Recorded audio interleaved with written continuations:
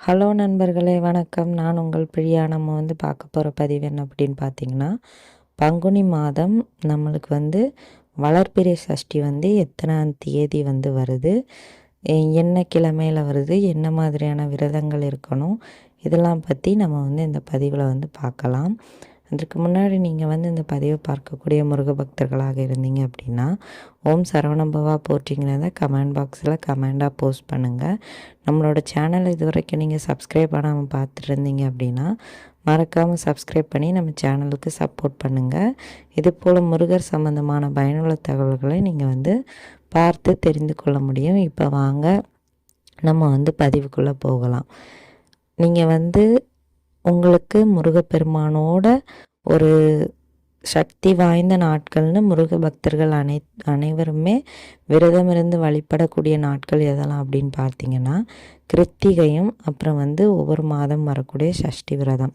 2 விதமான சஷ்டி விரதங்கள் உண்டு. வளர்பிறை சஷ்டி, தேய்பிறை சஷ்டி. நம்ம இப்போ இனி பார்க்க போகிறது பங்குனி மாதம் வரக்கூடிய வளர்பிறை சஷ்டியை தான் நம்ம பார்க்க போகிறோம்.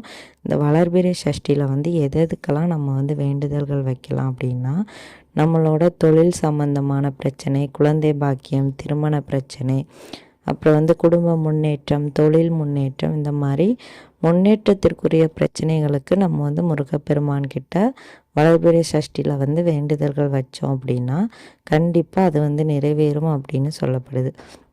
அதே மாதிரி குழந்தை பாக்கியம், ஒரு குடும்பம் அடுத்த ஜென்ரேஷனுக்கு போகிறதுக்காகவும் நீங்கள் இந்த விரதத்தை தொடர்ந்து இருந்துட்டு வந்தீங்க அப்படின்னா கண்டிப்பாக உங்களுக்கு 5 அல்லது 7 சஷ்டிகள் முடிகிறதுக்குள்ளே கட்டாயமாக உங்களுக்கு குழந்தை பாக்கியம் கிடைக்கும். இது 100% உண்மை. முருக பக்தர்கள் ஒவ்வொருத்தர்கிட்டே நீங்கள் இதை கேட்டு பார்த்தீங்கன்னா தெரியும். கண்டிப்பாக அவங்க சஷ்டி விரதமோ இல்லை முருகருக்கு ஏதாவது ஒரு விரதம் இருந்து குழந்தை பாக்கியம் பெற்றிருப்பாங்க. இது 100% உண்மையான ஒரு விஷயம். சும்மா ஒன்றும் சொல்லலை. சஷ்டியில் இருந்தால் சட்டியில் இருந்தால் அகப்பையில் வரும்னு சொல்லுவாங்க. அது சஷ்டியில் இருந்தால் நம்மளோட அகப்பை ஆகிய கருப்பையில் குழந்தை தங்கும் அப்படின்னு சொல்லுவாங்க. ஸோ இதுதான் இந்த பழமொழிக்கான உண்மையான பொருள். இது தெரியாமலே நம்ம இவ்வளோ நாள் இருந்துகிட்ருக்குறோம். ஸோ உங்களுக்கும் முருகப்பெருமான் மீது நம்பிக்கை இருந்தது அப்படின்னா உங்களுக்கும் என்ன வர வேண்டுமோ அதுக்காக நீங்கள் இந்த வளர்பிறை சஷ்டியில் கண்டிப்பாக விரதம் இருந்து கேட்டிங்கன்னா முருகப்பெருமானோட உள்ளம் குளிர்ந்து உங்களுக்கு இந்த வரத்தையும் அள்ளி தருவார். ஸோ இந்த வளர்பிறை சஷ்டி நம்மளுக்கு என்னைக்கு வருது அப்படின்னு பார்த்தீங்கன்னா ஏப்ரல் 3ஆம் தேதி வியாழக்கிழமை வருது. ஸோ சஷ்டி விரதத்தை அன்னைக்கு நீங்கள் காலையிலே எழும்பி குளிச்சுட்டு முருகப்பெருமானுக்கு ஒரே ஒரு நெய் தீபம் மட்டும் ஏற்றுங்க, அகல் தீபம். வேறு நீங்கள் 6 தீபம் ஏற்றணும்னு நினச்சாலும் சக்கோண கோலம் போட்டு 6 தீபம் ஏற்றுங்க. சூரிய உதயத்திற்கு முன்னாடி கண்டிப்பாக நீங்கள் விரதம் இருக்க போகிறீங்கன்னா எழும்பிடுங்க. உங்களால் ஒரு நாள் முழுவதும் விரதம் இருக்க முடியுது அப்படின்னா நீங்கள் மதியம் மட்டும் உணவை ஸ்கிப் பண்ணிவிட்டு நீங்கள் விரதம் இருக்கலாம். காலையிலே நம்ம உணவு சாப்பிடாமல் விரதம் இருந்தோம் அப்படின்னா கண்டிப்பாக நம்மளுக்கு தலைவலி, உடல் உபாதைகள்லாம் கண்டிப்பாக நிறைய வரும். ஸோ அதனால் மத்தியான உணவை மட்டும் நீங்கள் சாப்பிடாம விரதம் இருந்து பாருங்கள். கண்டிப்பாக உங்களுக்கு நல்ல பலன் கிடைக்கும். அதுக்கப்புறமா நீங்கள் அன்னைக்கு என்னென்னலாம் செய்யணும் அப்படின்னா கண்டிப்பாக நீங்கள் சாயங்காலம் முடிஞ்சது அப்படின்னா முருகப்பெருமானோட ஏதாவது உங்கள் வீட்டு பக்கத்தில் இருக்க முருகர் கோவிலுக்கு போயிட்டு வாங்க.